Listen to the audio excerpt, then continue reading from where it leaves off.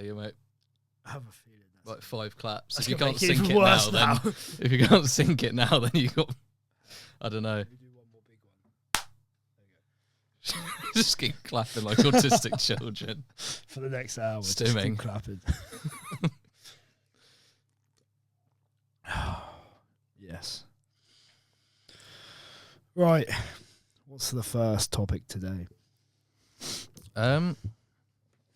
So I do have one thing, which I think would be interesting to mention, which is something I learnt from just doing some like personal research the other day, which is about bariatric surgery, if you know what that is.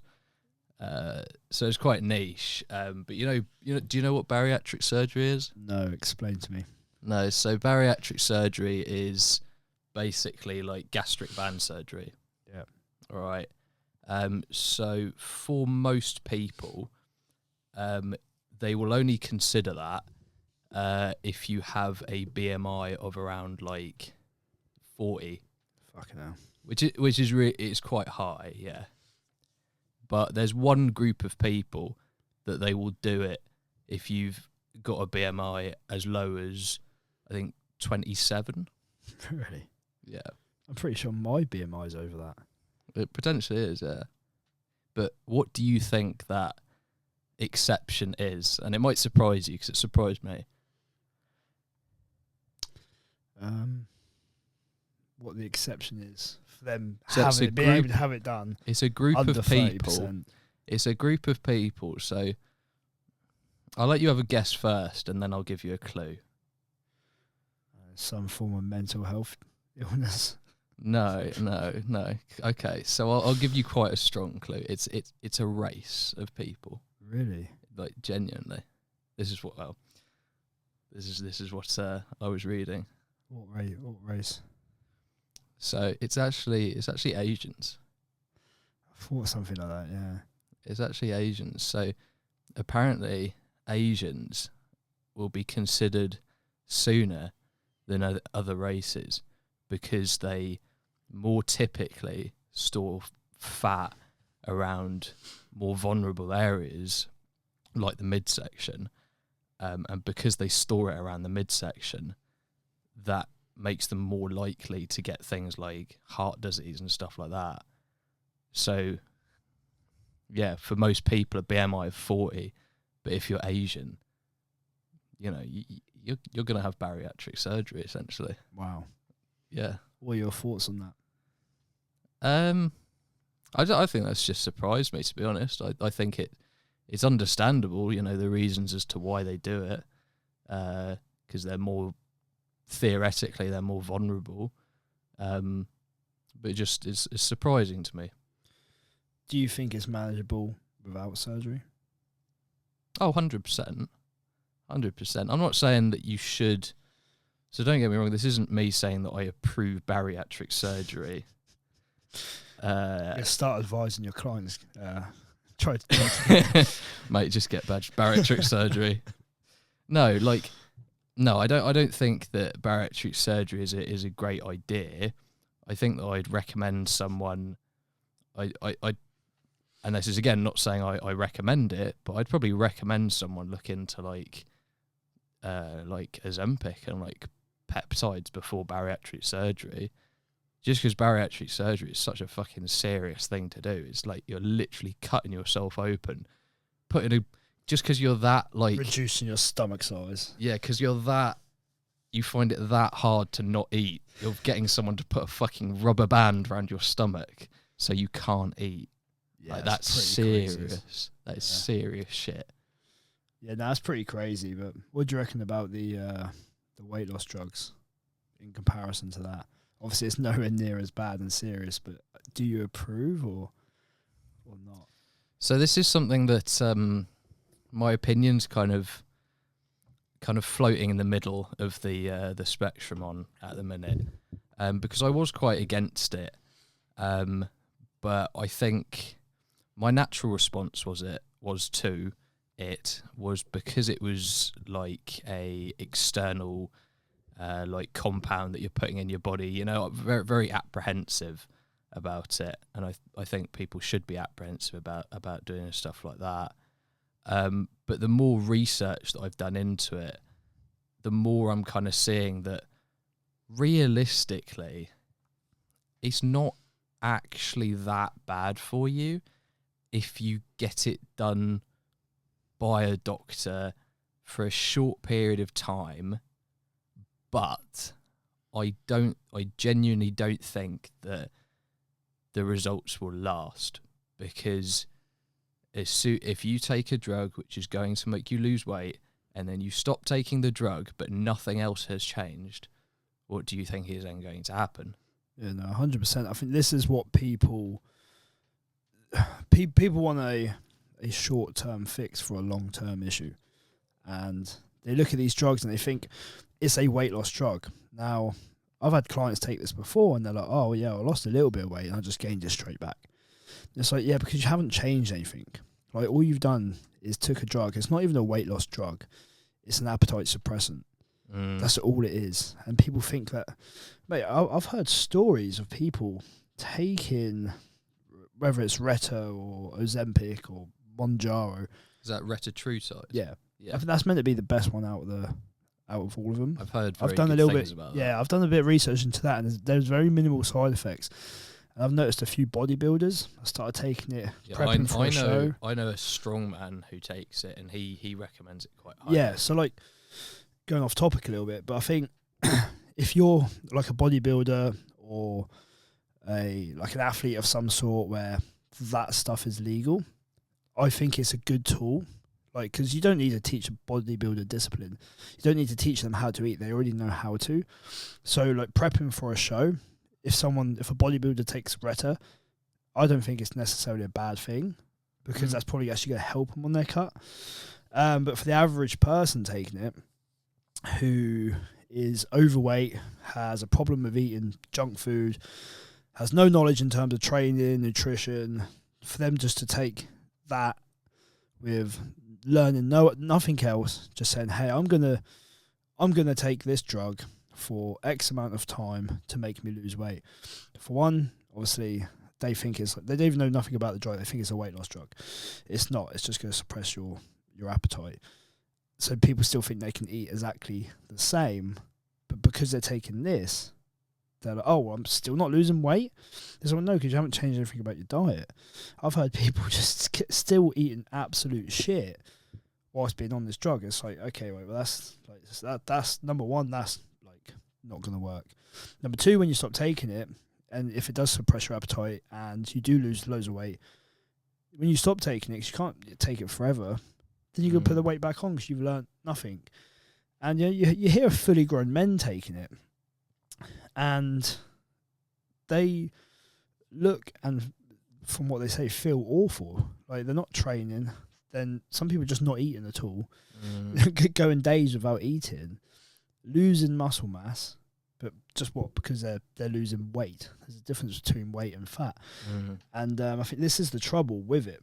Like, if used correctly at certain points, so if someone is like morbidly obese and they are suffering from diabetes, their blood sugar levels are all over the place, they're on the verge of death, then if that was to bring them back down and give them a little bit more time, then I think, okay, that's you can probably use it by a doctor in that case to reduce your levels, make them more stable, but then look into nutrition, healthy lifestyle, managing your food and calorie intake.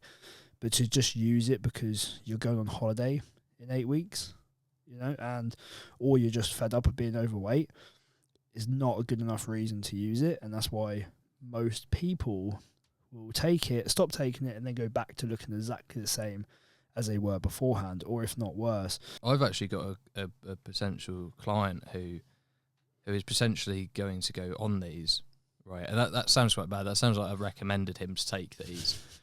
Did you sell it to him as well? I mean, I did peer pressure. No, I didn't. I know what I was going to say.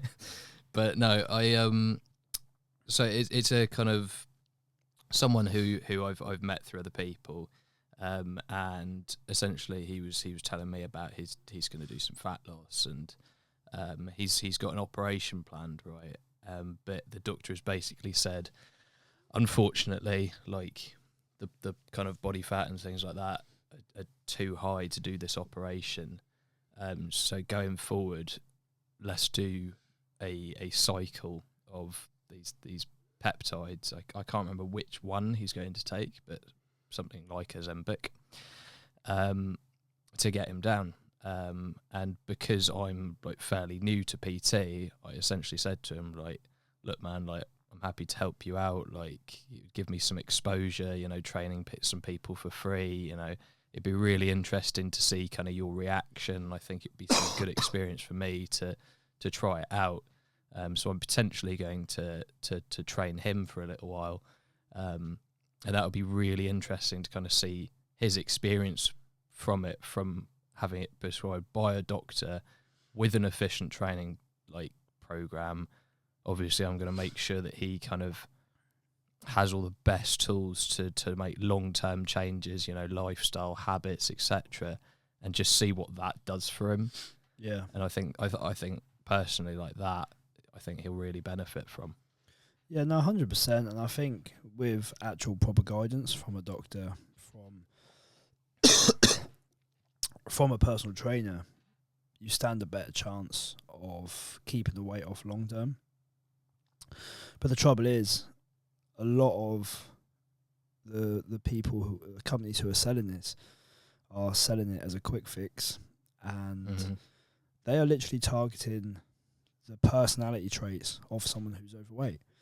So instead of, you know, targeting it as a health product, they're marketing it as, hey, do you want to lose weight really, really quickly without doing any work? Have you been going to the gym for X amount of months and got no results?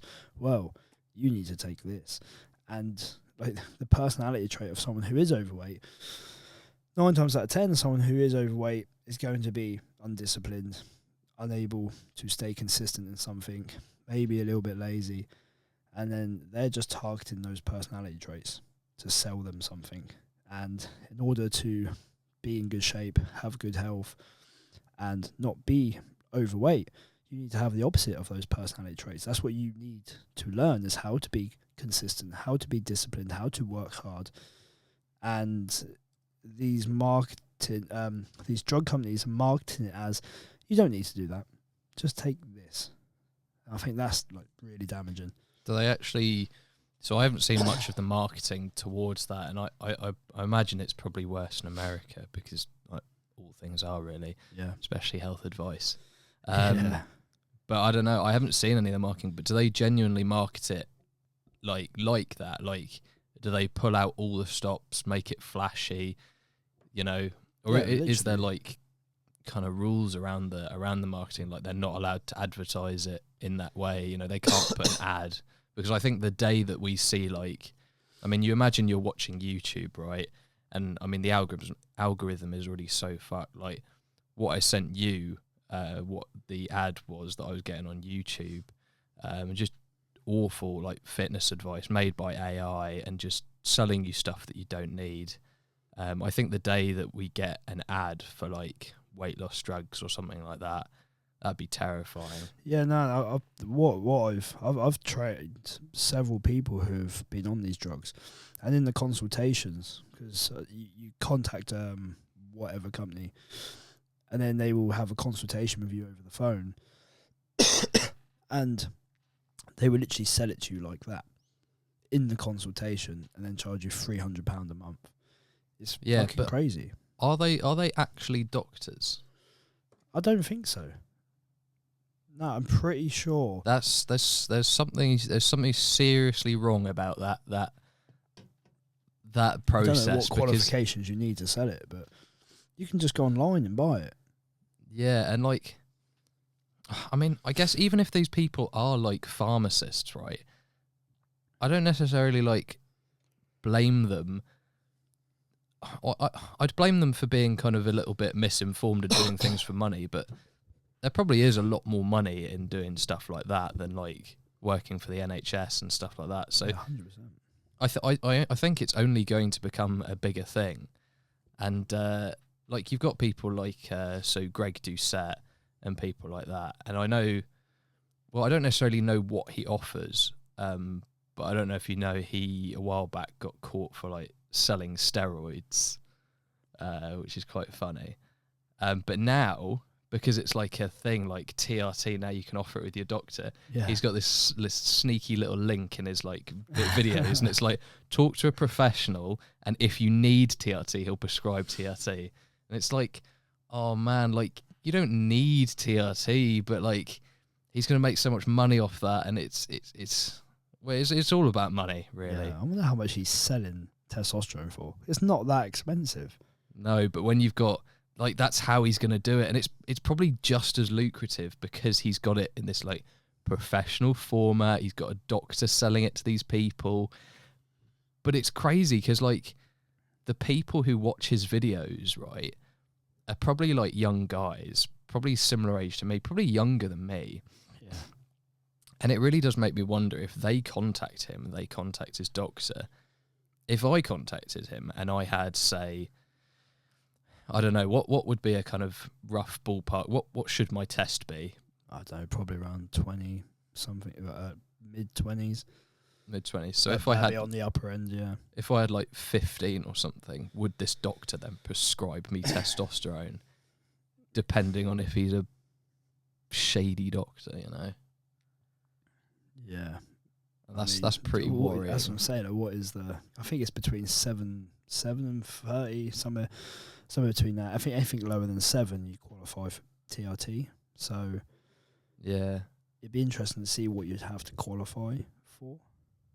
It does make me wonder if it's like subjective for all these companies, or they have to go by like a guideline. But I think anything to do with these new drugs and steroids as well. I think steroids are like so unregulated, and there's laws, but then there's not laws, and well, I think most of the like laws are kind of fucked and stuff, and there's loopholes. But yeah, it does make you wonder. It does make you worry, you know. Yeah, I think, I'm not sure how accurate this is, but someone was telling me, obviously you're allowed to have drugs up to a certain amount for personal use. Yeah. Like if you were to get caught with whatever amount, you're not going to get done for it. Like if you were to get caught with like a gram of cocaine, you're not going to get done for it because you're like, oh, it's personal use, I'm not selling it. You just get like a slap on the wrists. But with steroids, I think the personal use limit is like $2.5 grand or something. Of money worth? Of steroids, like street value. How much is that? Like, that's like fucking hundreds of bottles of testosterone, and you can claim that to be personal use. That's nuts. But you can. The thing is, you can buy. This is why there's like. This is what I'm talking about, loopholes. So you can buy testosterone. You can buy Tren, and you can be like, yeah, I was going to give it to my dog, and it's like, because if you buy it and not for personal use, it's legal, isn't it? Yeah. But you can go to like farmers markets and you can buy it, and you could just be like, well, you know, I'm a farmer. Yeah, this is Tren for my horse. I don't know. It's crazy. Like, it's absolutely crazy. But yeah, it's so unregulated. It's not even like that which is the issue. Like if you can get like legit stuff, like great. But how much of it is legit and how much of it is made in someone's fucking basement? You know, it's cool. Like you have farmer, and you have UG, which is underground, which sounds shady as it is. But people are buying what they think is farmer grade steroids because it's got some form of like elaborate name, and at the end it has labs, farmer on the end of it.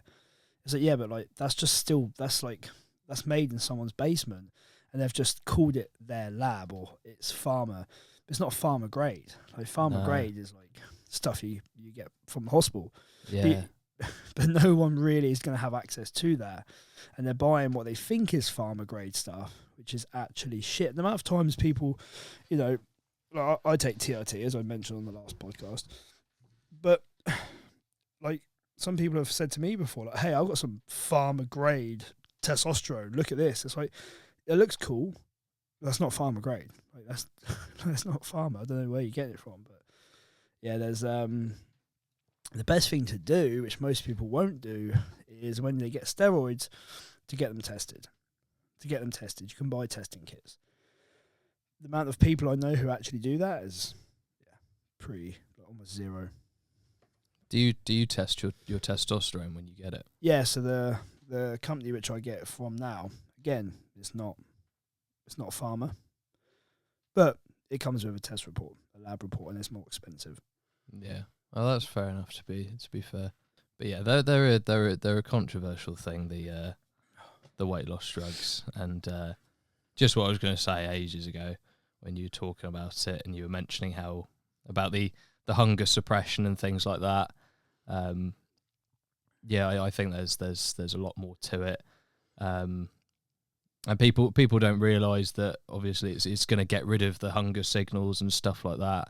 But I think a lot of people forget that food is obviously much more than just hunger, isn't it? And you're gonna get other things. You're gonna get fatigue, and I think people forget that food is fuel. So when you're doing these peptides and stuff, they're going to take a toll on you and potentially have side effects other than you might take away the hunger, but you're still going to get the other withdrawals from food.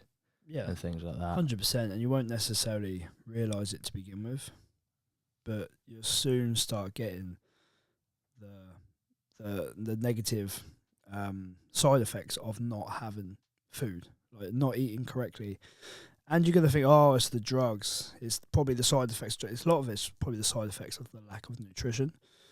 But I think as well, like, going into like how we're being manipulated into consuming a lot of these drugs, I think the biggest manipulation is food itself. Like, the whole reason why people are taking these drugs in the first place is down to the fast food industry. We're being manipulated left, right, and centre into over consuming foods which are just shit. Like, look at lockdown.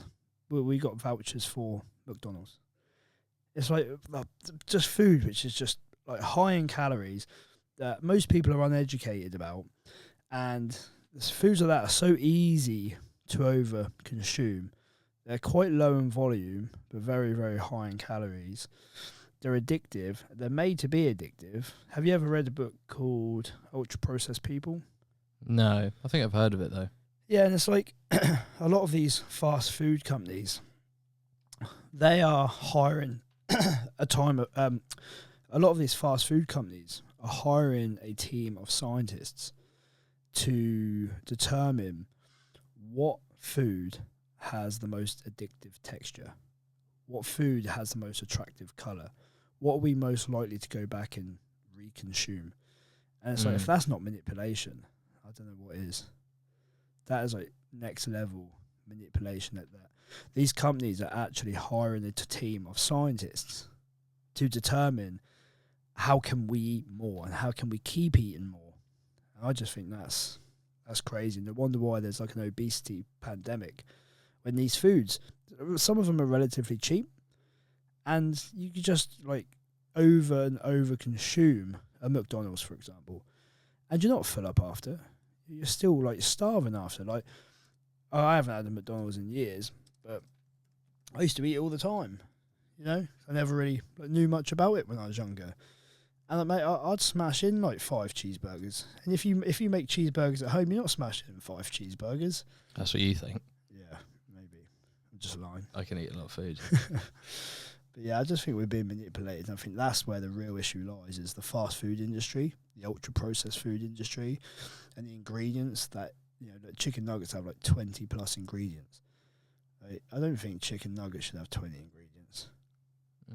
It's just made to be cheap and to want us, to make us want more and more and more. Yeah, so I'm gonna kind of go down a bit of a weird route.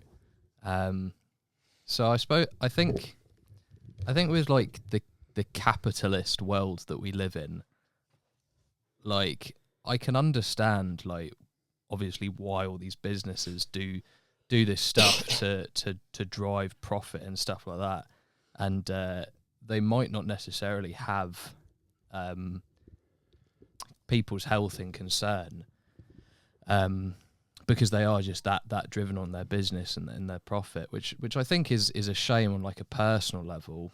But I think in the world that we live in, I think living in a capitalist world is probably like, well, it makes the most sense probably.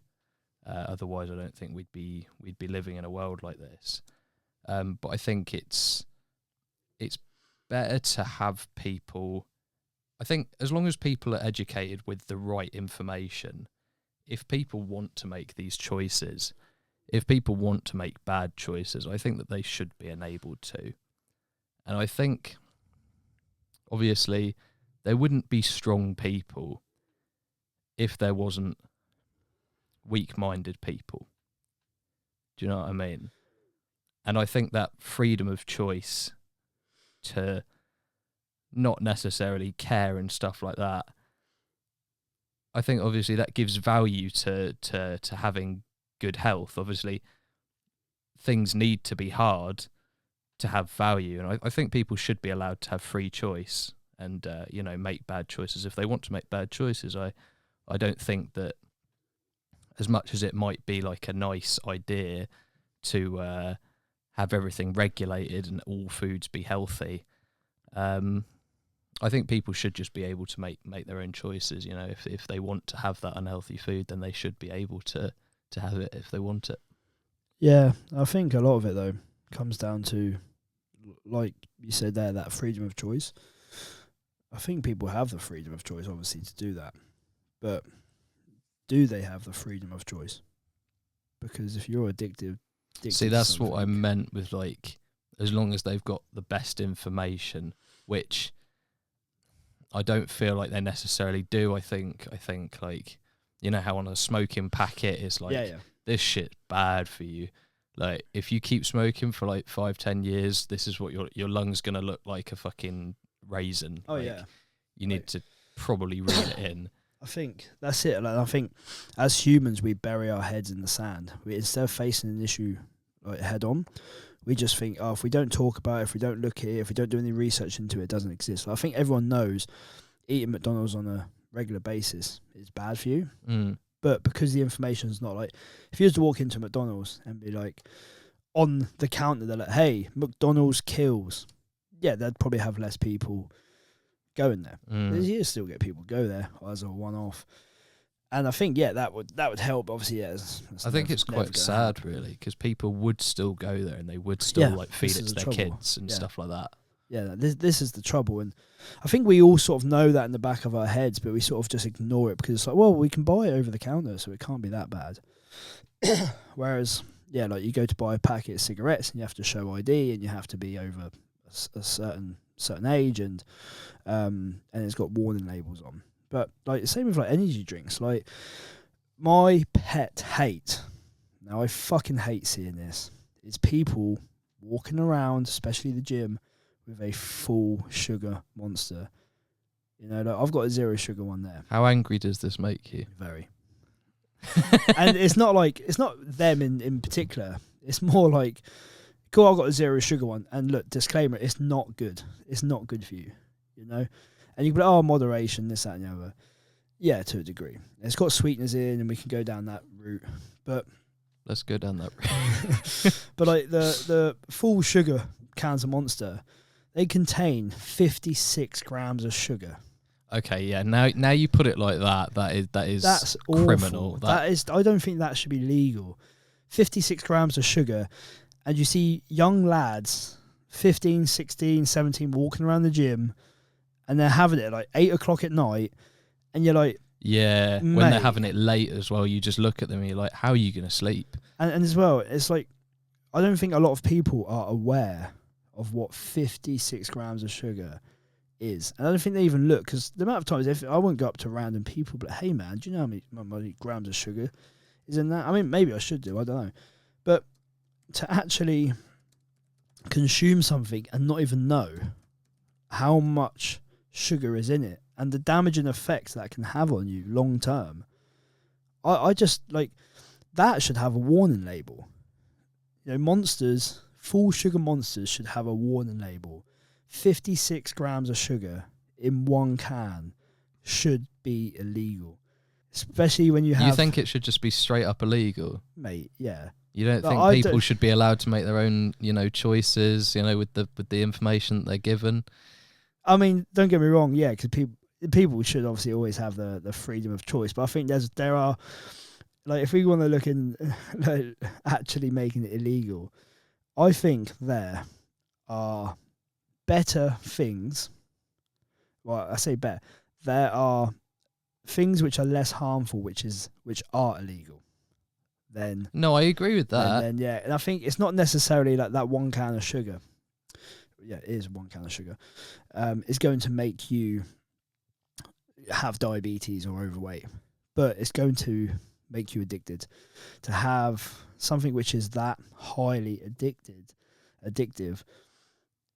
Yeah, I think that should be illegal. I don't know that it should be illegal. I just think there should be a regulation of how much sugar you can put in something. How would you regulate it? Because my opinion, okay, is I think genuinely everyone should have the freedom of choice, and I think all these companies should be free to market as they want to do, as long as people have the right information and they're not taking advantage of the uninformed. I think that is the most important thing. But as long as people have the information, I think, to be honest, a lot more should be legal than is legal. I genuinely think people should be able to make their own choice, and I think things should be regulated. I think education should be regulated. But I'm just curious, how would you regulate things like that? So, because it is a difficult one. I personally think, in terms of regulations, they brought in this sugar tax before to try to get people not having as much sugar. Do you remember that? They made like things with sugar more expensive. Did they? Yeah, to try to combat I vaguely obesity. remember that, but I just didn't really pay attention. Everyone went mad about it. But something like, I don't think... Yeah, I think everyone should have the freedom of choice. But I do believe there should be some form of regulation on how bad you can make a product. And I'm sure there is some form of regulations. But, like, for example, if I just now made something with like the worst ingredients, loads of sugar, and just stuck it on the shelf, it's going to be very, very hard to then, like, make that information widely known. It'd be nice to have warning labels and everything, but when you're buying something like this, like, no one's going to read the back of it. They can make it so small. So I think just regulating the amount of harmful products, the amount of sugar you put in something, would just be a good start. To just be like, cool, freedom of will, freedom of choice is great, but maybe we just don't make as harmful products. Like, I can understand that, but I think if you put on the front high sugar content, risk to your heart, don't drink fatty. Yeah. I think if you can't read that, then that's a bit of a mistake on you. But I think maybe a regulation of how big and where they put the warning and things like that, I think that could be good. I think that'd be good. But I think in an ideal world, like maybe, but I'm a strong believer in, like, freedom of speech, freedom of will. Yeah. No, I mean, I'm all for freedom of speech, but I think if you want to eat, like, a tub of Ben and Jerry's, you should just be able to eat a tub of Ben and Jerry's, and 100%. But it's fucking is awful for you. And I just looked up like what the equivalent is for like 55 grams of sugars. So yeah, you'd be looking at like having 2 large Snickers bars, 2 of the large Snickers bars, and that's like before bed. Like some of these kids, people are drinking that like 3 of them a day. 2 donuts, which is crazy, and like as well 3 like times a day alongside donuts. I know, yeah, and like you just imagine what that does to someone's blood sugar.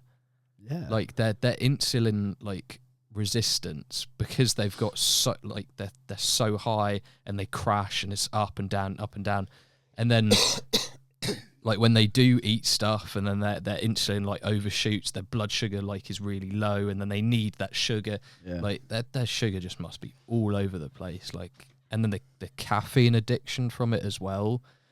Like I like caffeine, and I think caffeine's a great tool. Like, don't get me wrong, like I'm a caffeine junkie, but like, fuck, like you got the addiction of caffeine. Like, I don't know whether there should be some sort of regulation on caffeine, like, or like a warning. Just Abbey Freeman will.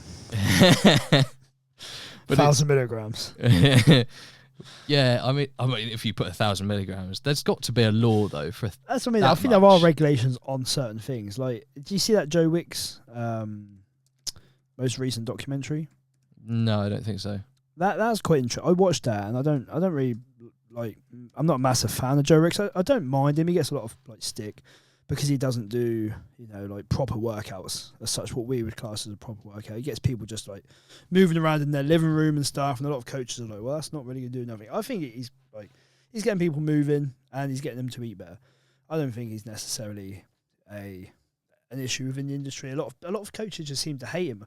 If you're getting someone to move and you're getting them to eat better and they're losing weight, I think you're doing quite well as a coach compared to some coaches who are overweight, undisciplined, and all of that. That's a whole another topic. But he done a documentary about making I forgot what it's called now, but he made his own protein bar. And you got the thing up there? Are you looking up? I was just looking at Joe Wicks, just seeing who he was. 'Cause to be honest, I genuinely didn't know who he was. So I can't remember. I think it's like, I can't remember what the documentary's called. But anyway, he done this documentary where he was almost like dissecting what is in protein bars and about how harmful they are. Literally, literally at it right now. Yeah. And he's got a big problem with it. He's saying that there should be more regulations and there should be warnings, sort of similar to what we're saying. Yeah, like a combination of what we're saying about there should be more information widely known and there should be heavier regulations. So what he done was made within the regulations that are available now, he made the most unhealthiest protein bar that he could make that was legal and sold it. And as almost like a... Wait, so what? So he sold it? Yeah, it's this... To people? Why?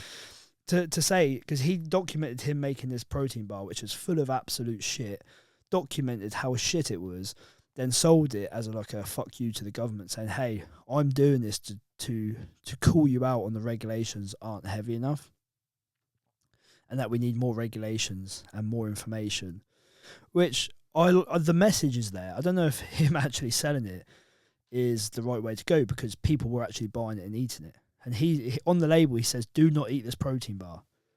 And on the documentary, he's like, do not eat this protein bar. He's like, this is just me saying, he's like, buy it, but don't eat it. And all the money is going to go to spreading more information. Okay. I don't necessarily think that's the smartest way to go because you just know if someone's buying a protein bar, what are they going to do? Just keep it? Like, come on. They're going to fucking eat it and see how bad it really tastes. I mean, that's what I would do. It probably tastes great though, because it's full of sweeteners and shit. This is a thing, and like if I was to sit in a shop, I know one of them's not going to do me any damage. I'd probably eat it. But he was there saying, buy it, but don't eat it, and all the money's going to go to spreading awareness. I don't think that's the right way to go about it, but I think his message and exposing the industry of how bad protein bars are with if you have them in high consumption, because we all know, like, in moderation, you'll be fine. But again, the information is not widely there. I think him just shedding light on that information was actually quite a good thing because a lot of people think, oh, I've had loads of protein bars today. I've hit 100 grams of protein. So, yeah, but what's the quality of that protein saying? You're going to absorb nothing from that. You know, the bioavailability would be shit. So I think him spreading awareness on that and some of these harmful sweeteners and what they can do. Obviously, the documentary had a bias.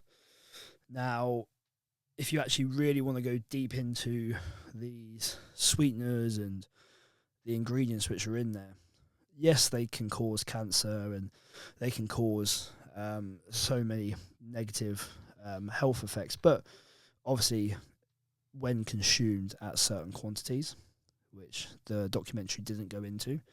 I think it would have been a little bit better if it went into, okay, right, how much of these sweeteners do you need to consume in order to be at risk of having this? And that's what it didn't. It was a little bit fear mongering. Like, hey, this sweetener causes this, and this, you know, but not how much of it. No. And I think that was a little bit like they could have went a little bit more into detail in that, because we all know like a protein bar is not going to kill you.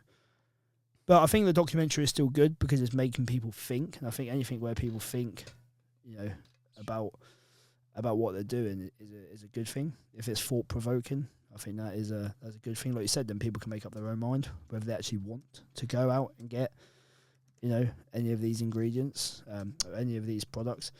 Whereas, you know, you're not going to get like grenades, not going to come out and be like, hey, our products contain this, which could potentially lead to death. So I think it's a good documentary to a degree. Yeah, no, I do think the sweeteners, like take aspartame, which is in like Coke Zeros and stuff. Like, yes, I mean, there might be like links to cancer and things like that. But yeah, as you said, you'd need to have such a huge amount of Coke Zeros. You'd need to literally consume a mountain of Coke Zeros to actually like have a potential for like this might cause cancer in rats. And it's a very loose like connection, but I suppose when you do start to add them up, it's adding that probability. But I mean, if they put these things in these products at such a small concentration, there shouldn't be any issues, to be honest, like sweeteners and stuff like that. Like, it might not do you any good, but you should be absolutely fine, probably. Realistically, unless you like, there's obviously a difference between like use and abuse. I think if you have sweeteners every single day and you're one of those people who literally live off Red Bulls, you know, maybe there's a little bit of an issue. But if you're just having like like we do sometimes, just have an energy drink with, you know, maybe something in it that might have been linked to like slight endocrine disruption or like irritation or something, it's like we'll probably be absolutely fine realistically. Like, we'd have to consume so much. And I think as well, like, some of these products like a sugar-free energy drink or Coke Zero, Pepsi Max, it's not ideal and it's way better to drink water, but I more use it as a tool, almost like an appetite suppressant. So like if I'm hungry, sometimes I know, hey, I'm not hungry, I'm just craving something. There's a difference between craving and hunger. Now our brain is like, it manipulates us into thinking we're hungry, and we then go into the cupboard and start eating biscuits, and it's like, well, are we hungry or are we just craving chocolate and sugar? So I think if you can identify that, be aware that you're not actually hungry, you're just craving something, and you can satisfy that dopamine that you're trying to chase with an energy drink that's sugar-free, or even just a cup of coffee, some caffeine, or a Pepsi Max, and it gives you the illusion that you're having something that's going to fill that dopamine up. And if that's going to stop you over consuming biscuits or chocolate or whatever, I think it's a good tool. I think we can use that again in moderation. I hate the word moderation, but if we can have like a sugar-free energy drink or a Pepsi Max, maybe one a day, I think I have that as like what people would class as a treat. If that's going to stop you overeating and craving those biscuits or the chocolate, I think it's a good trade-off. Okay, so let's flip on its head. What would you say is worse, right? So would you say you got fucking Dave over here who's chronically like overweight, and then you got Philip over here who's living on 13 Red Bulls a day. Has to be 13. It's exactly that number. Yeah. So yeah, you got Dave and Phil. You know, which of these two is living the worst lifestyle? You know. Well, I think probably the most sensible way to tell would be just to check their blood work. Oh, that's a boring answer. That's a boring answer. Maybe we should ask a doctor. Oh, great. I generally think like, but I've trained people before who are like overweight and their blood work's not awful. Yeah. And I've trained other people and they're like relatively in good health and their blood work is fucking shit. Mm. You know, because they may be a little bit more active and genetically don't store as much fat. And they just look in a little bit better shape and maybe they train a little bit, but their blood work's shit. And maybe they're on steroids as well. And I generally think that a lot of the answer comes down to like the blood work. You know, when people say, don't eat this, don't eat that, and, you know, like the sweeteners and stuff. But it's like, well, check your blood work. Yeah. Because the blood work will tell you a lot about what's going on inside you. You can normally get a good understanding of how healthy someone is through their blood work. Again, I'm not saying I'm a doctor based on, you know, what I'm saying. But like, yeah, it's pretty self-explanatory when you get blood work done now. When you get the results, you can literally put it into Chat GPT, and if you ever use like something like MediCheck, you know, it would tell you the levels, and you can see like where your levels fit within on the scale. And it's pretty easy to see whether you're in a healthy range or you're in a non-healthy range. And I think blood work is something that not a lot of people do, and I think more people should do blood work. Yeah. I mean, I've been meaning to get my blood work done for ages, to be fair.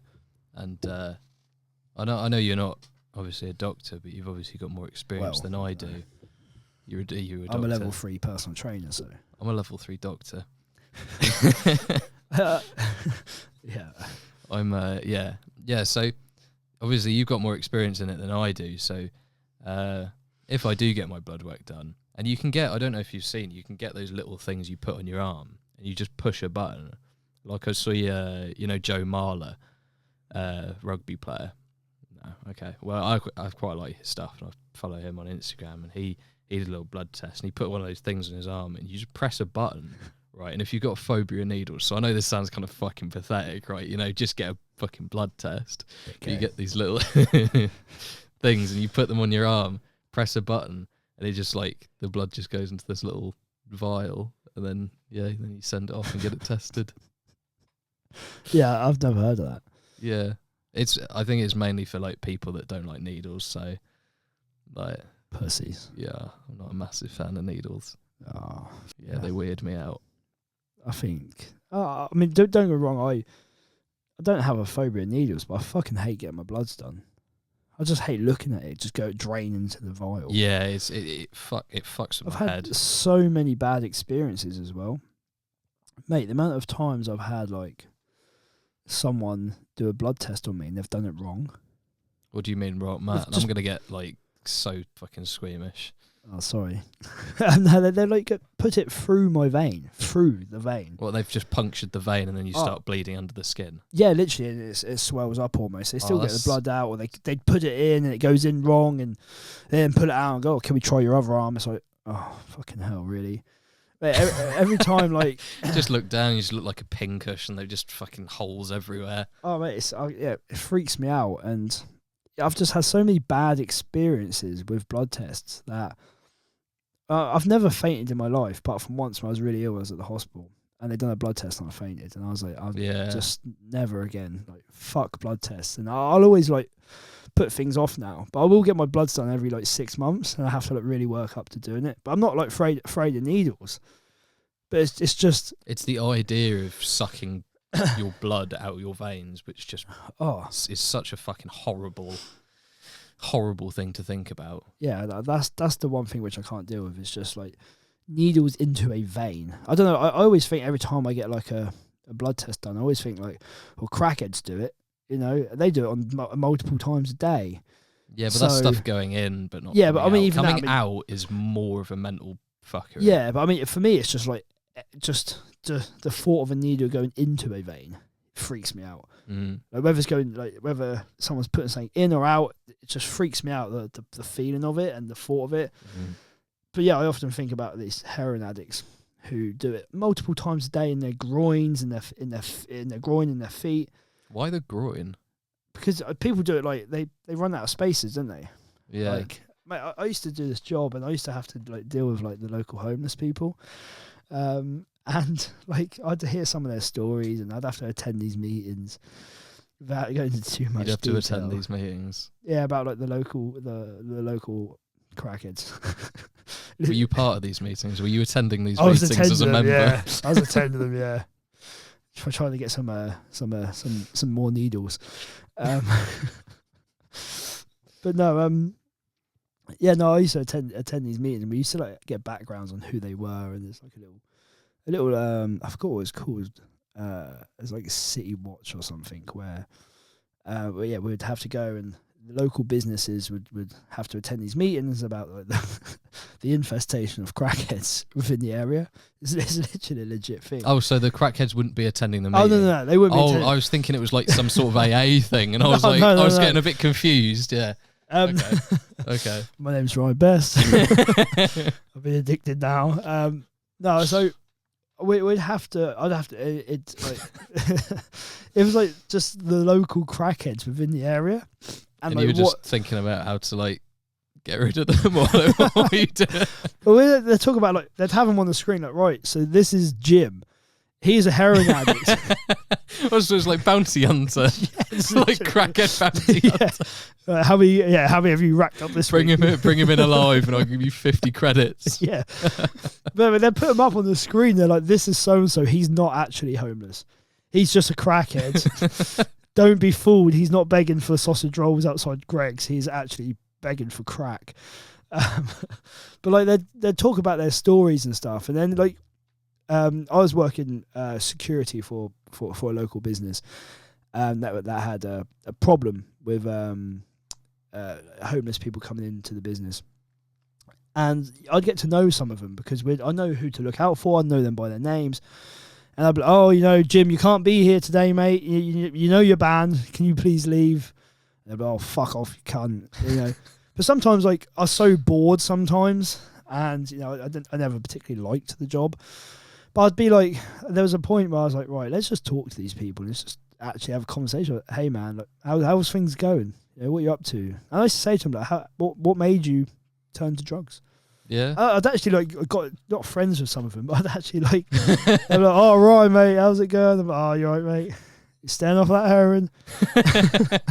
But yeah, then like we'd talk to them, and they'd tell me a little bit about their life and stuff. But yeah, going back to the original point, we'd catch them shooting up and stuff. Really? Yeah, like close by. And you'd be like, "Oh, fucking hell, mate, you can't be doing that. There's like kids about, what you doing?" But because they've used so many different veins within their body, they're trying to find a vein which is still in good use. And they'll be using their groin, their feet. And I've seen someone jabbing up in their groin before. It's horrible. That's like awful. That's not a good place, though, is it? Because you're supposed to go. So is it? Yeah, no, that was a stupid question. I was going to say, is it intramuscular? But obviously, it doesn't fucking matter, does it? Straight into the bloodstream, mate. Just like anywhere in the fat layer. But surely you'd go for like the most fatty body parts: your stomach, your ass. No. So it'd be like, people would jab up straight into their groin. Into their into the vein. So if you're putting heroin.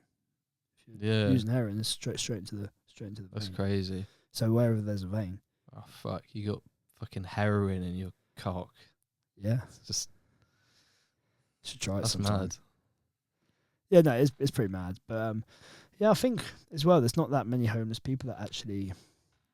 Just talking in Norfolk, there's only like a legit 2 or 3 homeless people. Wait, what? Sorry. Yeah, there's only a legit 2 or 3 homeless people. In Norfolk. What? In Norfolk. I don't know about other cities, but in just Norwich city centre, there's only about 2 or 3 legit homeless people, and they're by choice. Are they? Yeah. Most of these people who you see aren't actually homeless; they choose to be. And just going off on a ramble here, but yeah, so like most people will get offered shelter or housing. But it just means they can't do drugs in it. So in order for them to keep their space in these housings, these housing associations, they would have to at least be there 2 to 3 nights a week or something. So they would then spend the other 4 nights getting fucked out their face, and then just go back there sober for 2 or 3 nights. Yeah. Yeah, it's mad. Yeah, we think that a lot of these people are homeless, but they're actually not. They just can't do drugs in their accommodation. So the only real homeless people are just so fucked that they want to do drugs every single day. Yeah, there's that. Or there's people who just generally choose to be homeless. But why would you do that if drugs wasn't the motivator for that? No idea. Depressed? You remember that there's that woman, the bag lady. Can you remember her? Bag lady. Used to walk around the city. She was homeless by choice. She was like one of, I think she might be dead now, but she was homeless by choice. Like, they offered her a housing association. She said no. Kind of old lady. Yeah. Relatively Just old. to freak me out as a kid. Might have seen it, yeah. Just see her with my mum. I was in the city, like, what mum? What's this? Wait, what? I see, like, she was banging around for years. Like, when I used to be a kid, I'd be in the city. I'd see her. Oh, right. I thought you said you saw her with your mum. No, never mind. Yeah. I got confused. I was like, what the fuck are you doing, mum? Are you coming home? No, when I was a kid, yeah, I used to be like, walking around the city with my mum and stuff, and I like never understood. But it was only when I got older, I was like, oh, that person's homeless by choice. It's weird. Yeah, it's weird to see where like society is progressing. You know, not just talk about homeless or drugs, but like as a whole, is society progressing? Well, I think it's progressing in some areas, but I definitely think it's going backwards in a lot of other areas. You know, like with technology, with AI, things are really fucking progressing, like at rapid speed. I mean, the amount of stuff AI does now is crazy. We're looking at a lot of these videos, like these AI videos, and you cannot tell the difference. Well, you can a little bit, but I'm looking at certain things, I'm like, oh man, like, is that real or is that fake? And you just know in 10 years' time, there's going to be no difference whatsoever. You're not going to be able to say, I can frame you for a murder. I'm like, oh, look at Luke. He just killed this person. Let's see, try. Yeah, I'm going to. But that's the trouble is, like, with AI now, it's getting so scary. So society is progressing in that way. But I think in terms of division, we're definitely going backwards.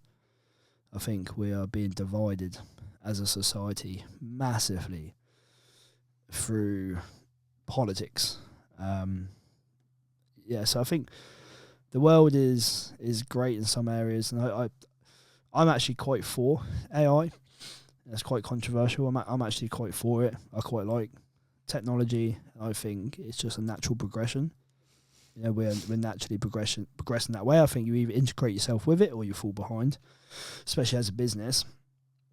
But I do think as a society, yeah, we are going backwards in terms of division, which is a shame to see. And I it wouldn't surprise me if there was a civil war in the UK at some point in the near future. And I think that's like more of a pressing issue. So some areas are going really, really well. We're progressing. Some areas we're just going to shit. I think that we should start this so-called civil war. I think. Yeah, I reckon so. I think what's the point in waiting? I reckon we should get some people like that on the podcast and start a debate. I think that would be a good idea. Well, that would be quite entertaining, to be fair. If we got a strong liberal and a strong conservative, and then just gaslit them. Yeah, just left the room. Right. I disagree. Fight to the death. But yeah, firstly going through AI, because that was something I was going to mention anyway, was AI. Mainly because I saw this article, right, on the news. So I'll read you the title. Parents of teenager who took his own life sue OpenAI. I saw this. My missus told me about this, and I was like, that's not real. And she was like, nah, it is. I kind of know the story. But did like ChatGPT say I can kill yourself or something? So basically, you know how like, I mean, so ChatGPT has like kind of rules built into it now, and it can't tell you how to do stuff like make a nuclear bomb. You can bypass that, by the way. But you can. Yeah. I've done it as well. But yeah, if you tell it to do things like, come on, ChatGPT, let's role play making a nuclear bomb, then it will just tell you how to do it. And it'll just be like, right, okay, let's split the fucking atom. I think I asked it some questions about steroids before. And it was like, we don't give this information. I was like, it's for a university project. And then it does it. Yeah, it's so easy. It's so easy to bypass, which must have been what this kid did. And I think I've seen 2 articles which said a similar thing.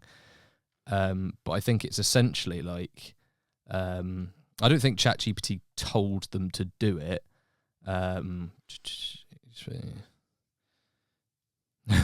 Apparently ChatGPT validated his harmful and destructive thoughts, which probably isn't great. But I think, you know how if you ask it a question, it just replies quite like weirdly friendly, sarcastically. It's like, sure, here's a list of etc. etc. And I think on one of them they asked like, what's the best place to kill myself? And they were like, sure, here's a list, and they listed the pros and the cons. Really? That's according to this BBC article, but it basically said like, sure, like here's the pros and cons of all the places that you're thinking of killing yourself. That's pretty fucked. Which is pretty fucked up, yeah. I think as well, like the more you talk, I think as well that person, from what I heard, was talking to it for a long time, and over time, I don't know, like, have you got an account with ChatGPT?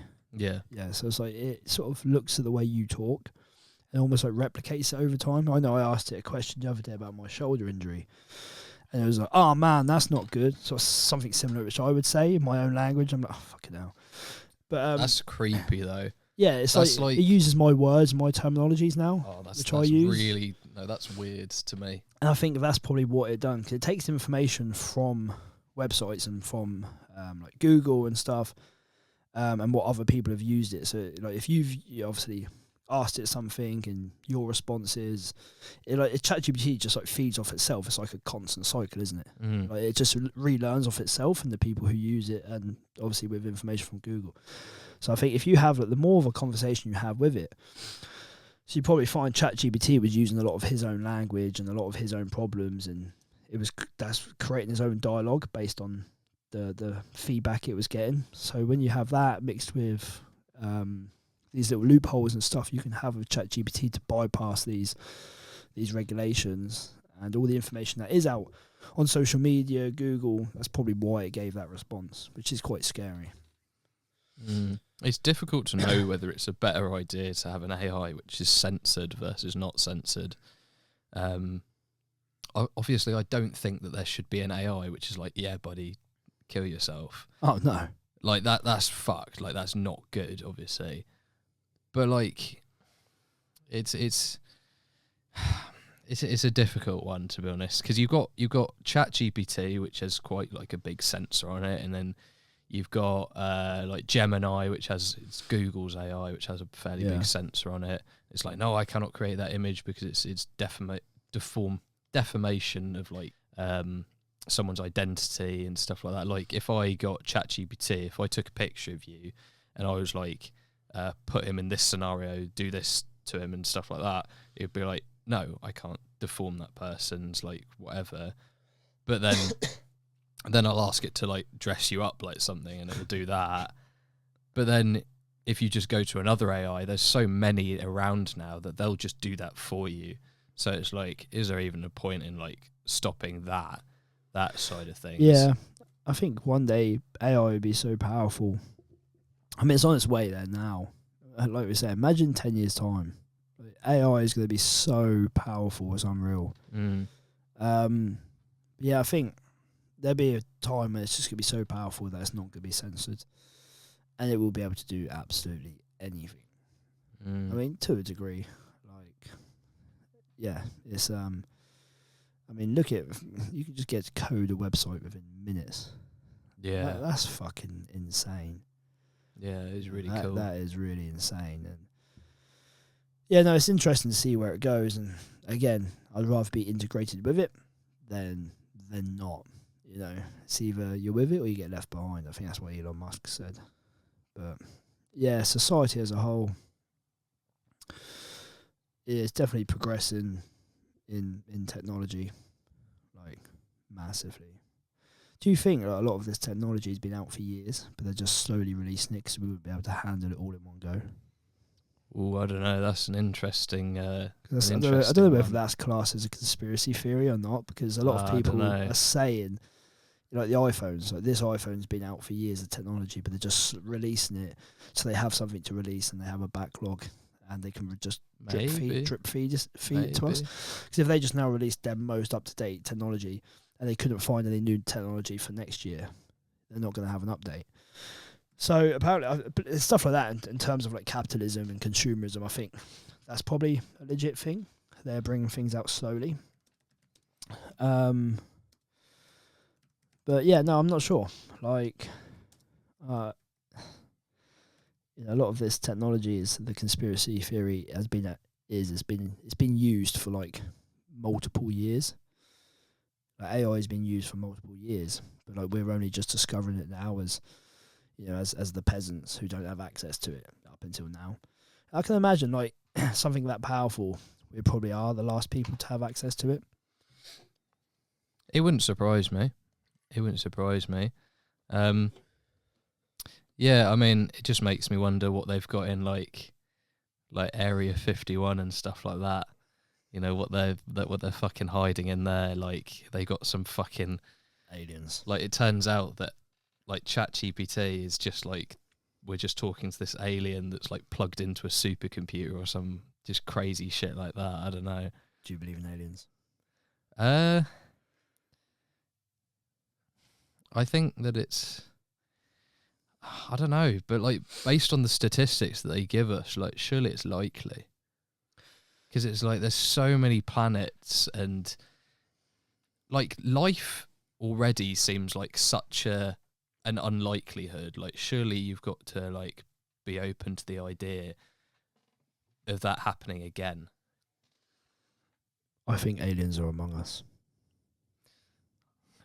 All right. Time to end the podcast. We're not going to talk about the fucking lizard people again, mate. Right, we're not doing this again. I want to talk about the lizard people. We've had to fucking retake this podcast 5 times. He's fucking mentioning the lizard people. No, but I think you're one, to be honest. I think maybe that's what an alien would say. I think you're an alien. I might be. For insinuating I am. I'd much rather be an alien than a lizard. The question. Why? That's the same thing, really. No, it's not really, no. Because the lizard people live underground. Yeah, but they've come from here from another planet. Or were they here all along? Yeah. We have evolved from the lizard people. You ever heard the theory that the Queen was a lizard? She's just vaguely, yeah, but I never read into it. She's not dead. She's just like shedding her skin. Come back in another 100 years. She's hibernating. Oh man, I'm not even joking. These are some legit like conspiracy theories that the royal family are all lizards, and they generally are like hibernating. They just don't die. Not that I take any of this stuff serious, but I do watch some of it sometimes to pass time because it is pretty fucking interesting. I don't know if you've ever like listened to some of these conspiracy theories, but some of the people who say it make it sound so feasible that it's like they connect these little dots. Yeah, and but that's how they get you. Yeah. That's how they get you. But like, I can definitely see how people get sucked into it. Most people have common sense and go, oh, well, I don't think that's really the case. But, and they like show some like stupidly edited thing where like someone's just blinked like 4 times in a second. They're like, see, he's a lizard. That's what lizards do, where they make some weird hand gesture. He's got a forked tongue and stuff like that. Yeah. It's just like, I don't know if that's legit.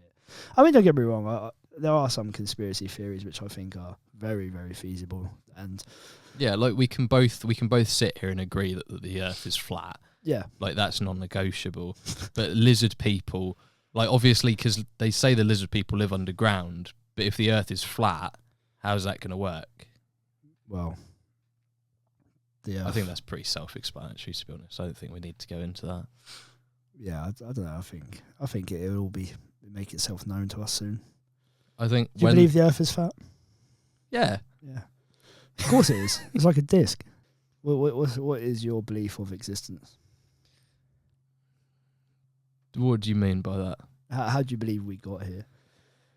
Okay, so going back This to is more interesting than calories. serious topics. Yeah, no. Yeah. Yeah. I'm just trying to formulate my response. I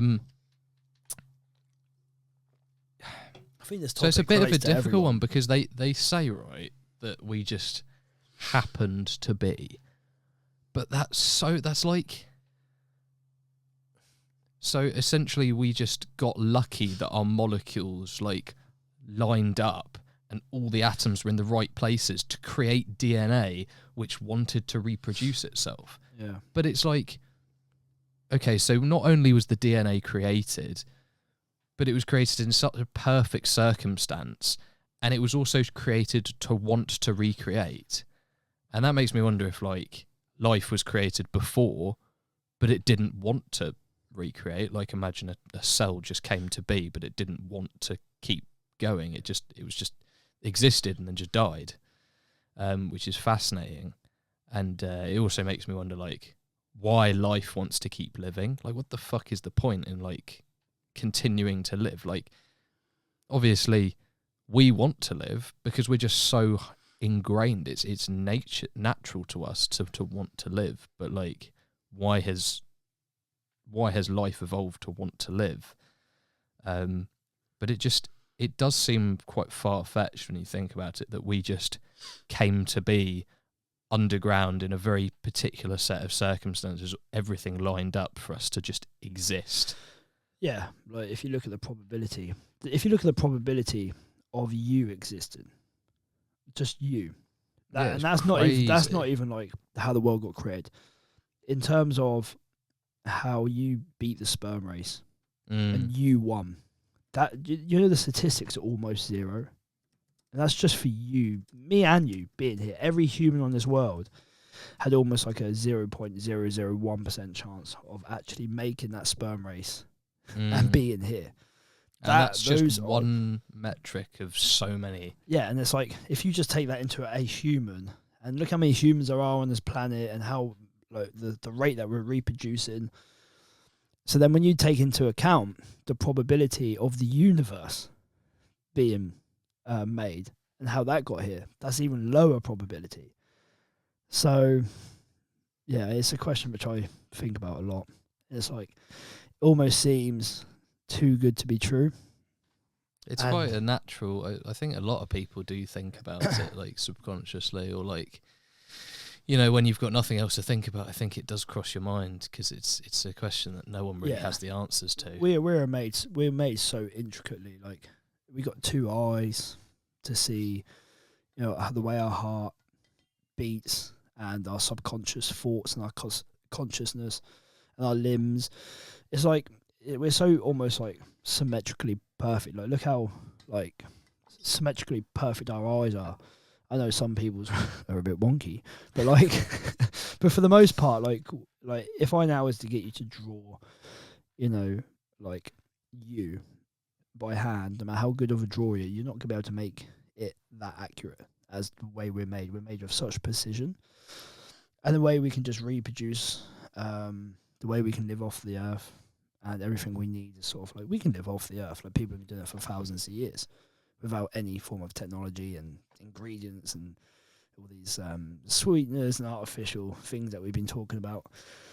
And it's like, is that by chance?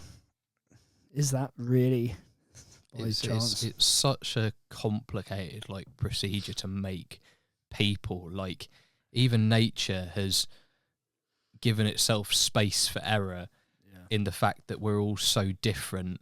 And it's just, we've just got this kind of, I mean, all our DNA is like slightly different, so we all grow slightly different, but it's got this rough idea of what like people are supposed to look like. So it's given us that room for error, because obviously creating the same thing exactly the same every time would create some problems like DNA and stuff like that. And it's just so perfect, and like our kind of immunity to viruses and how viruses are like adapted to attacking us. It's just so perfect.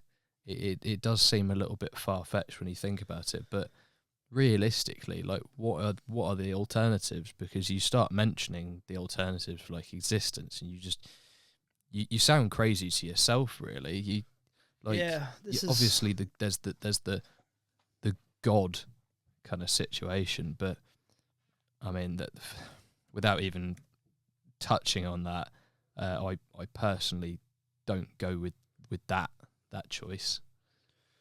Yeah, I think as well it's a hard conversation, but like you said there, the more you go into it, the more crazy you think you sound. But then nothing's more crazy than the probability of us being here. That is true. Crazy. That is true. You know, it's like, I think, a lot of these theories are feasible. Again, I don't believe in the Big Bang. I generally do not believe in the Big Bang because there's so many questions to that. What about a little one? What's that? What about a little one? Yeah, a little one might have progressed into a bigger one. But no, it's probably a thing that we'll never understand and never know. A question that will always be around. It's quite depressing to think that in our lifetime we will never understand why we are here. Like that's quite. Have you asked ChatGPT? I'll ask it now. I've already asked it.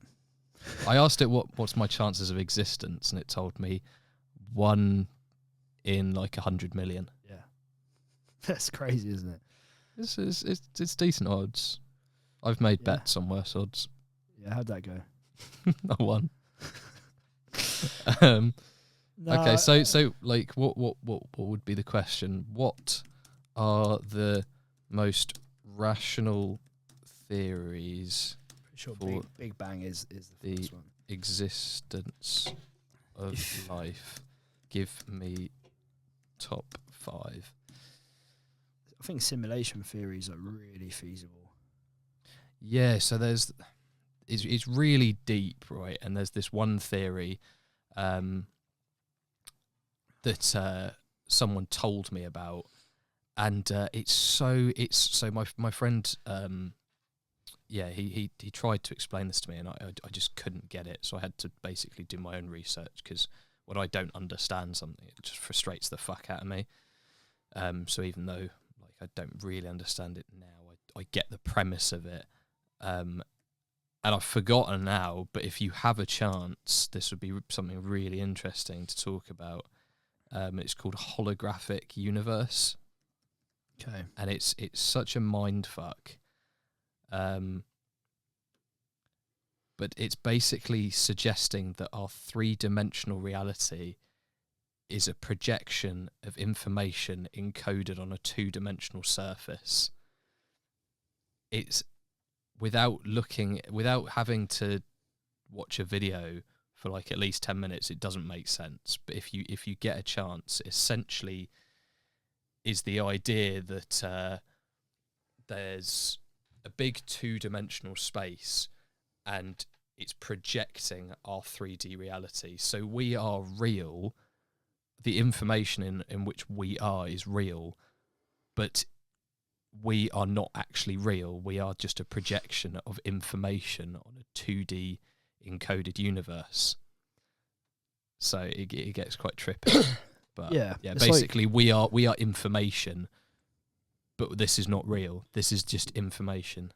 Yeah, it's similar to the simulation theory. Like a lot of scientists, even like people like Elon Musk, has now come out and said that is the most probable reason as to why we're here, and that we're in a simulation of a simulation of a simulation. It's just a spiral effect. And the more you try to disprove the simulation theory, the more you actually prove it. And going back to what we were saying about how symmetrically perfect we are, the only way you can replicate that, you can't replicate. If I now said you draw a circle, you draw one, but you're going to be out. It's not going to be a perfect circle. No one can draw a perfect circle. I can. Yeah, I reckon you could. But the only way to actually get a perfect circle is by coding it into a computer.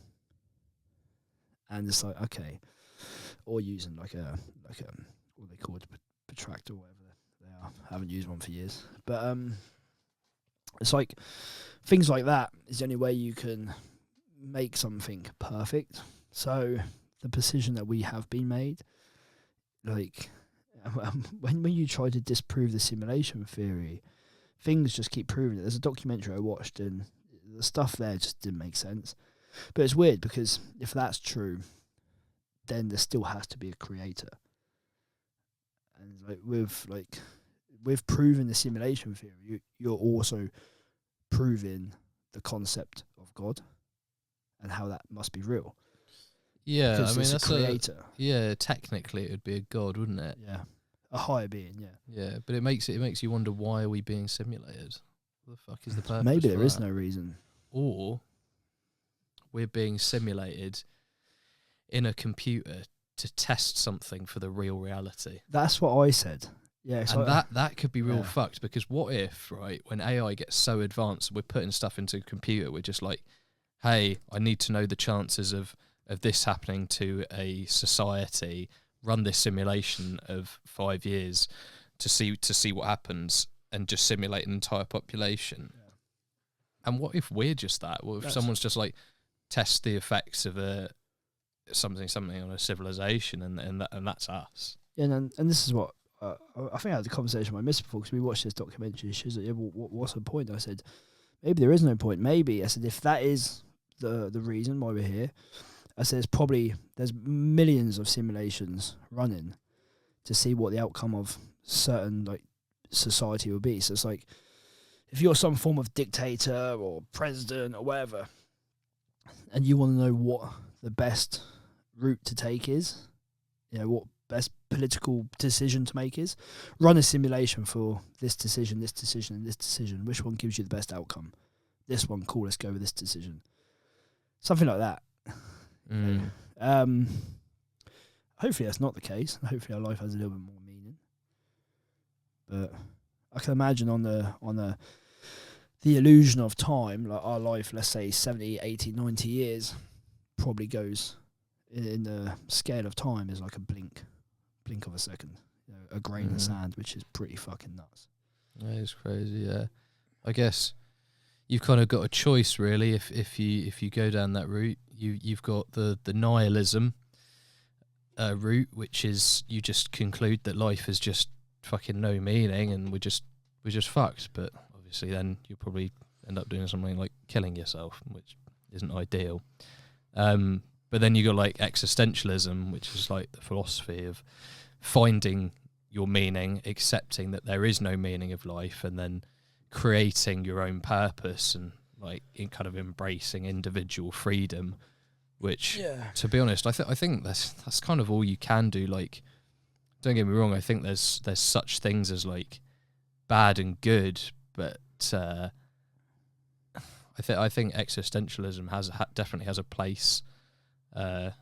Definitely has a place to be talked about and used when thinking about stuff like that. Yeah, no, 100%. And like I mentioned before we start the podcast, it's almost, I think, a lot of people are chasing what they think is the purpose of life, or their purpose of life, which would be some form of happiness. But I think, especially for men, the pursuit of happiness is the wrong pursuit, because you get led down the road of, you know, Xbox, fast food, drugs, nights out. That makes me happy. Yeah, it makes me happy as well.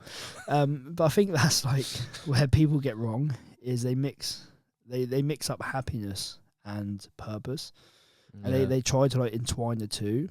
And happiness is a short-term feeling.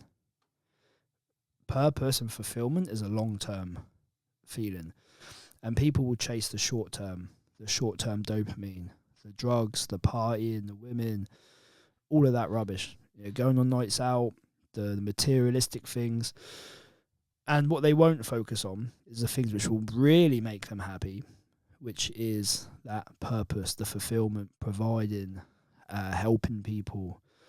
That provides a sense of purpose in your life, a sense of direction, and most men now lack direction because they lack purpose. And I think if people were to focus more on purpose, direction and fulfillment, they would feel so much better within themselves in life, and they'd be on such a better path. Then that short-term gratification, that short-term dopamine, which would just lead them to depression. No, I do agree. I think if you're just chasing happiness all the time, I think that's quite an unrealistic goal, to be honest. I don't think that you can be happy all the time. But my opinion on it is I think sometimes you should feel bad. I think sometimes you should feel like you're struggling. I think sometimes you should feel like you're left out. I think sometimes you should feel like you're fighting adversity and things like that. I think that's what kind of real purpose is. I mean, because at the end of the day, we're animals, and naturally our real purpose is to just be the best that we can be, to genetically reproduce and essentially just live the best life we can, give ourselves the best possible chance in life that we can, and then give our kids the best possible chance in life. And realistically, that is, as much as we live in this society with all these tools and technology, and it just makes us feel like we're well, not even human at some points. But I think sometimes you should feel bad, and I think that feeling bad is good, and I think it's a good thing to not always be happy. 100%, and we have to embrace the hardship. Like, you learn most about yourself through hardship. You get the best lessons in life through hard times. Yeah, and it just conditions you to and exposes you to that failure. Yeah, and without going through those failures and the shit times, you're never going to fully grow, because if you just have everything handed to you on the plate, you're going to learn nothing. You have to embrace the struggle and go to those shit places in order to get through them. And then your mind is just conditioned a little bit more for the next time. And I think that's where a lot of people go wrong now, is they're so consumed by comfort. Everything is at our fingertips. If you want fast food, you can Deliveroo, Just Eat, it's to your doorstep. You have porn, which is right at your fingertips. You have Xbox, which is just instant dopamine. Just all these things which you just don't have to leave the house, you don't have to work for, and again, we consume ourselves with this short-term gratification. It's like, well, why would I go and do something hard? I can just do all of this right here, which is going to just fulfill my day and make me feel happy, for that short period of time. And I think that's the trouble with society, is going back to what we were saying earlier about capitalism. Like, we are the consumers, and we're just getting pumped this shit, social media, Netflix, all of this rubbish, and we're so distracted that we don't want to go out and do hard things. But that's where we become the best version of ourselves. We need to stop consuming all of this shit. Go out and do hard things, whether that's physical or mental, learning something. And that is how you develop good people and become the best version of yourself, is by exposing yourself to failure, exposing yourself to hard times, difficult things. And only then can you really, really grow. But if you just constantly stay within that safety net of your own home, with that comfort which is easily available, then you just you're going to become a very, very weak human being, mentally and physically, in a lot of cases. Yeah, man. I think there's a huge difference between happiness, and there's not really a word for it, but what I'd call it is self-fulfillment. And I think self-fulfillment actually takes the cake over happiness. Yeah. I think self-fulfillment is that feeling when you've done something hard and you get that feeling of, it's real dopamine. I fucking did it, that reward. It's a very similar thing, and again, there isn't a word for it, there isn't a definition for it, but I'd call it self-fulfillment, which is doing hard things. It gives you something completely different, rather than just happiness. You're going to feel happiness if you do hard things, or you don't do hard things. You're probably just going to feel happiness anyway. You might not feel as much like instant dopamine. It might be more of a delayed thing, but you're going to have something different from those people who chase happiness, you're going to have that self-fulfillment, which you don't have if you just chase happiness, which is just on another level for me. And I find it quite sad how a lot of people haven't really discovered that, really, or they've made the conscious choice to not pursue it, which is quite sad to me. Yeah, I find people give up way too easy. You know, like lacking discipline, and a lot of people, just they give up very way too easy when things get hard, and because they're not exposed to doing hard things in general, they lack discipline, and the result of that is lacking consistency, and they try to run on some form of motivation, and we all know motivation is a lie. Just like happiness, motivation is a short-term feeling that doesn't last. Discipline isn't a feeling, it's an act, and people base their decisions too much on their emotions, and we need to base our decisions on actions, on doing certain things through routine and structure, not feelings. Because we've all been there. We've all had jobs which we've hated, and we still have to go.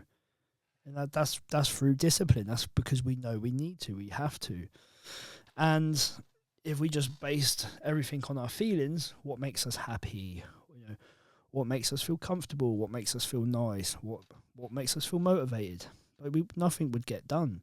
Houses wouldn't get built. There'd be no teachers in school. If we all just acted on emotion, people would turn up 50% of the time. And it's the same with any area in life, whether that's business, fitness, whatever it is. We have to turn up when we don't want to. We have to run on discipline, leave motivation behind, because it's great when it's there, but when it's not, what are you going to do? Just stop? I've started building this house. Yeah, can't be bothered. No. Got no motivation. When I got motivation, I'll come back. Imagine like a heart surgeon. He's there, doing some heart surgery. Actually, don't feel motivated. I need to watch some motivational videos on Instagram. I'm gonna go watch David Goggins and I'll finish this surgery, and then just fucks off and's like, "Yeah, I don't feel motivated today. I've got no." You heard it all the time in the gym. Yeah, I've just been lacking the motivation. So cool, so the heart surgery. So have I. Yeah, No. So, do you think I've been doing this for 10+ years? Do you think I'm motivated to be here? Trust me, I'm not. I'm I not. fucking hate this place. Yeah, I hate it. I hate my job. But it's imagine that you just went to the doctors hey man, I'm fucking really ill. They're like, I'm not motivated today. Come back tomorrow. I'm just not feeling it today, mate. Come back tomorrow. You could be like, no, mate, no. It's you've got to treat yourself the same way. It's cool, you're not motivated. So what, the world just fucking stops? Fucking pussy. You just have to get up and fucking get shit done. Stop chasing that happiness, that dopamine, and how you feel within the moment, and start looking at, okay, right, where am I going to be in 6 months' time? What actions are going to lead me to where I want to be in 6 months' time? Not how I feel today, because I've had an argument with my missus and I'm tired because of work and I've got no motivation. It's and so fucking what? We just going to put your whole life on hold because of how you feel right now. You're going to push away your long-term goals. You're going to change the goalposts because everyone wants to change the goalposts when they're not motivated. Oh, I didn't want to do it anyway. Oh, I didn't want to lose weight. I didn't want to go to the gym. So no, you did, but only when you're motivated. Now you're not. The goalposts have changed, and we just need to just have that acceptance that we're not always going to be motivated. And it's just tough shit. We're just going to have to get on and do it anyway. Stop chasing motivation, happiness, and short-term feelings, short-term gratifications. Put our feelings to one side and just fucking get on with it. Yeah, man. Completely agree. I think as much of the idea of existentialism makes sense of make your own meaning, I think that there are 100% good and bad things to do. And I think there's good rules to live your life by. And that kind of goes down more the route of stoicism, which is just living with virtue, moral purpose, honour and things like that. And 100%, as much as the universe might not have that much meaning, we are animals, and we kind of have a purpose. We naturally have a purpose. I think in in our society there is such things as good and a bad way to live, and living your life by good values and living your life by virtue and purpose and things like that.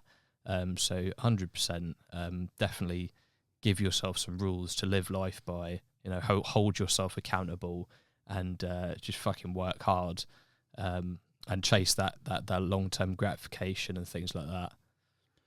Yeah, 100%.